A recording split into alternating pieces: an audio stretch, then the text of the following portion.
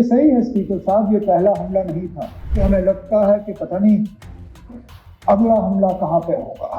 Police control room पे मौजूद था जब हमने इन 26 लोगों को वहां पे श्रद्धांजलि पेश की। मेरे पास अल्फाज नहीं थे कि मैं क्या कह के उनके घर वालों से माफी मांगूं।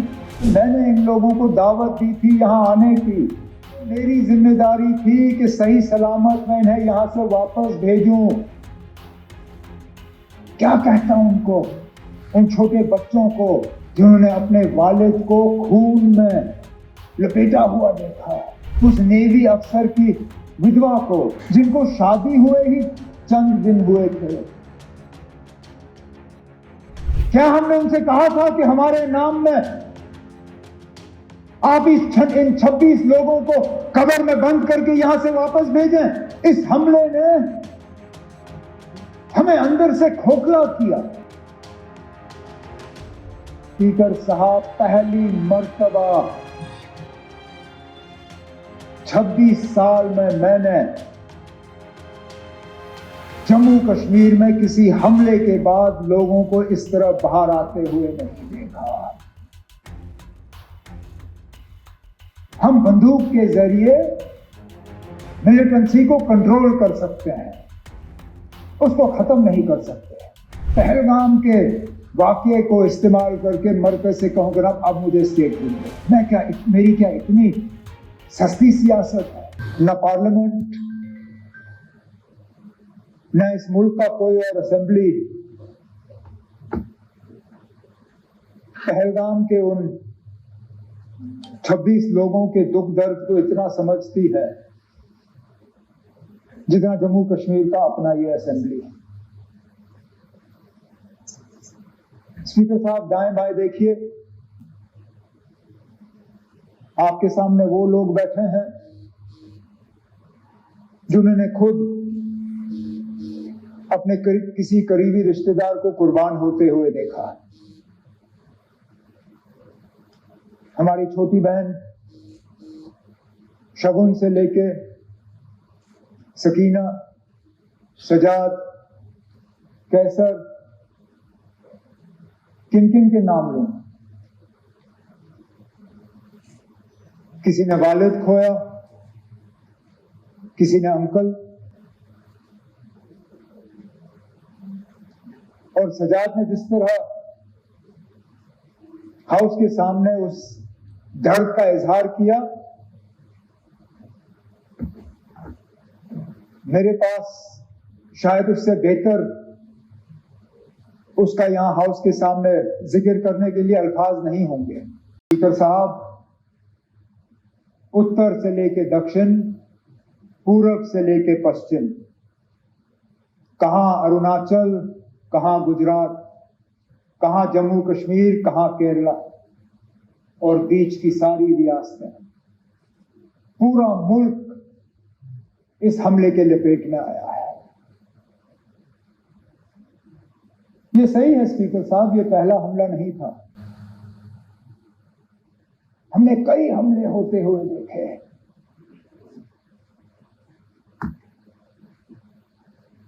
हमने अमरनाथ यात्रा के कैंप पे हमले होते हुए देखे। हमने डोडा के मुख्तलिफ गांवों पे हमले होते हुए देखे। हमने कश्मीरी पंडितों के बस्तियों पे हमले होते हुए देखे। हमने सरदारों के बस्तियों पे हमले होते हुए देखे। लेकिन एक बीच का ऐसा वक्त आया था, ये बाईसरन का हमला 21 साल के बाद इतना बड़ा हमला हुआ है सिविलियन। हमें लग रहा था कि ये हमले जो हैं ये अब हमारे माजी का एक हिस्सा है, they are part of our past. ये हमारे आज की कहानी नहीं है, ये हमारा मुस्तकबिल नहीं है। लेकिन बदकिस्मती से बाईसरन ने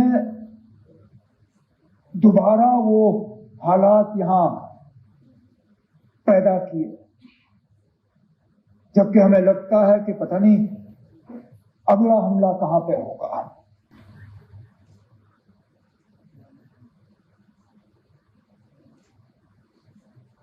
मैं अपनी जगह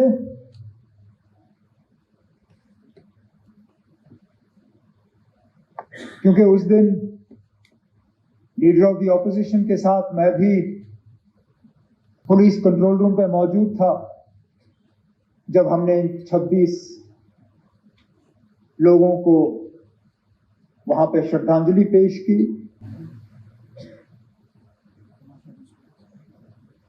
मेरे पास अल्फाज नहीं थे कि मैं क्या कह के उनके घर वालों से माफी मांगूं।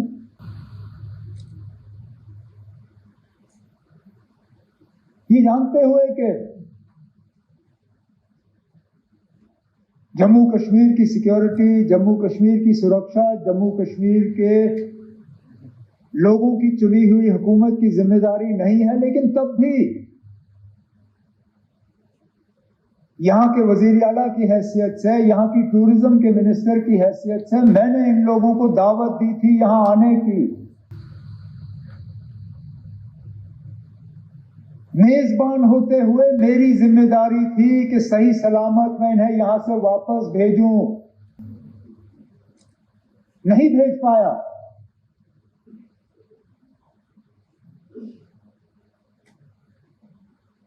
और माफी मांगने के अल्फाज नहीं थे।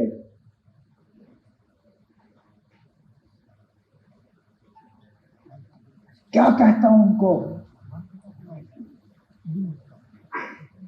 उन छोटे बच्चों को जिन्होंने अपने वालिद को खून में लपेटा हुआ देखा, उस नेवी अफसर की विधवा को जिनको शादी हुए ही चंद दिन हुए थे,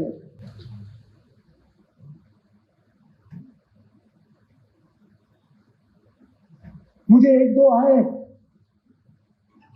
वे कहा हमारा कसूर क्या था, हम पहली मर्तबा कश्मीर आए थे छुट्टी मनाने के लिए,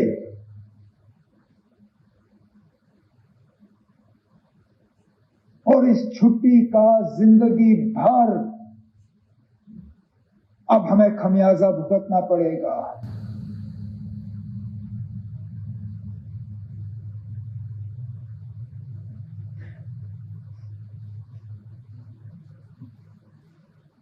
जिन लोगों ने ये किया, कहने के लिए तो वो कहते हैं कि हमारी भलाई के लिए किया, लेकिन क्या हमने उनसे कहा था कि हम ये चाहते हैं? क्या हमने उनसे कहा था कि हमारे नाम में आप इन 26 लोगों को कब्र में बंद करके यहां से वापस भेजें? क्या हमारी इसमें कोई मंजूरी थी? क्या ये हमारी इजाजत से हुआ? हम में से कोई इस हमले के साथ नहीं है। इस हमले ने हमें अंदर से खोखला किया, लेकिन इस हमले ने, क्योंकि हर खराबी में कहीं ना कहीं हमें कोई रोशनी की किरण ढूंढने की कोशिश करनी चाहिए। बहुत मुश्किल है इन हालात में वो रोशनी ढूंढना, लेकिन स्पीकर साहब पहली मर्तबा 26 साल में मैंने जम्मू कश्मीर में किसी हमले के बाद लोगों को इस तरह बाहर आते हुए नहीं देखा। कठुआ से लेके कुपवारा तक शायद ही कोई शहर या गांव ऐसा जहां लोगों ने बाहर आके इस हमले की मजम्मत नहीं की, कहा कि ये मेरे नाम में नहीं हुआ, नॉट इन माय नेम। ये आपने जिसके लिए भी किया हो, मेरे लिए नहीं किया। और ये लोगों का बाहर आना, इसमें हम में से किसी का हाथ नहीं है। हुकूमत ये कहे कि हमने कराया, कोई और ये कहे हमने कराया, कोई नहीं ना। हम भी इस गाड़ी पे चढ़े, हमने इस गाड़ी पे सवारी की, लेकिन गाड़ी चलाई हमने नहीं। ये लोगों ने खुद गाड़ी बना के इस पे सवार होके जलूस निकाले, नारे दिए, बैनर बनाए, मोमबत्तियां जलाई,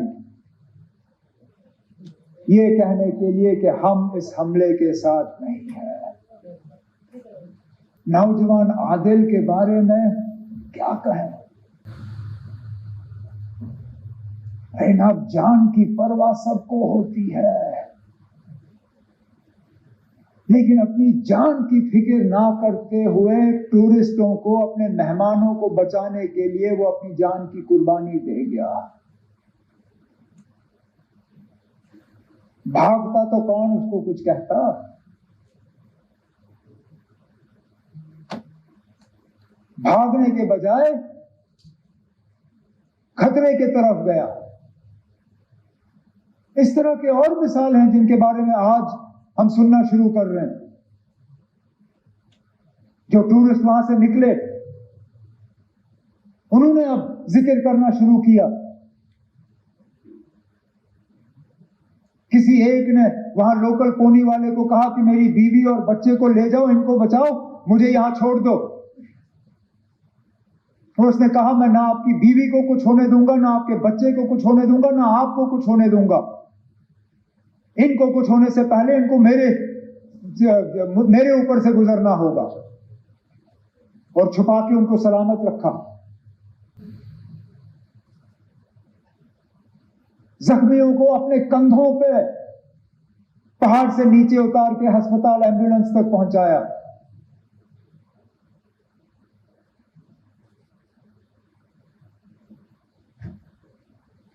और उसके बाद जिस तरह लोकल लोगों ने मदद करने की कोशिश की, गरीब वो शिकारा वाला जो डल लेक पे फल बेचता है,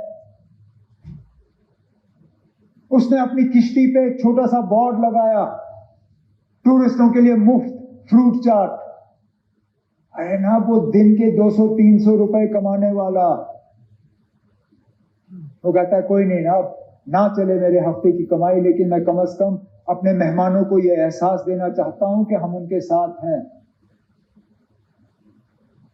वो 3 व्हीलर वाला ने टूरिस्टों को कहा कि अगर आपको हवाई अड्डा पहुंचना है, मैं मुफ्त आपको हवाई अड्डा पहुंचा दूंगा। इसी तरह की टैक्सी वाले, होटल वालों ने अपने कमरे खोले और कहा आप यहां रहिए। जिन्होंने गुलमर्ग छोड़ के, पहलगाम छोड़ के, सोनमर्ग छोड़ के श्रीनगर भाग के आए, जिनके पास रहने की जगह नहीं थी, होटल वालों ने उनको कहा कि हम आपसे पैसा नहीं लेंगे, आप रहिए यहां पे।